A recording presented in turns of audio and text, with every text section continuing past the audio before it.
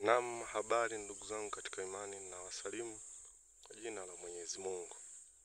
Mbele yetu tunapouona hapo, huo ni mti au hiyo ni miti. Kwa jina sisi tunaliita ni migunga. Miti hii ya migunga inapenda kuota sehemu ambazo ni kame. Miti hii ina asili ya miba.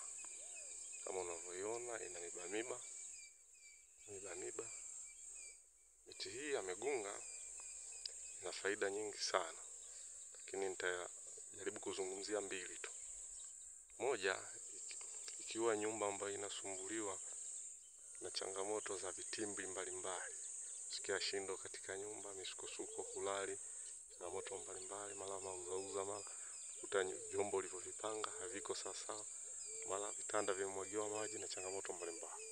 Chukua majani ya miti hii pamoja na miba yake kiasi, iponde au ikatekate, kisha choma ndani, ufukize ndani mle ambapo kuna vitimbi hivyo. Fanya zoezi hilo kwa muda wa jioni, muda wa siku 7 kabla jua halijazama. Vitimbi hivyo vitakwisha.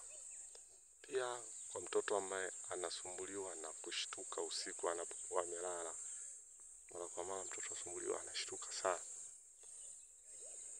chukua miba hii pamoja na majani yake, unguza upate unga mweusi.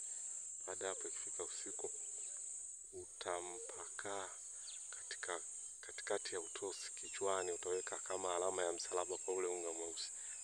Utafanya zoezi la kuweka msalaba katikati ya kifua pamoja na nyuma ya mgongo wake, kisha mtoto utakwenda kumlaza. Basi hivyo unaweza kuchanganya katika mafuta, unampaka mtoto kiasi kidogo. Kwa uwezo wa Mwenyezi Mungu aliyojalia huu mti, hata shtuka tena.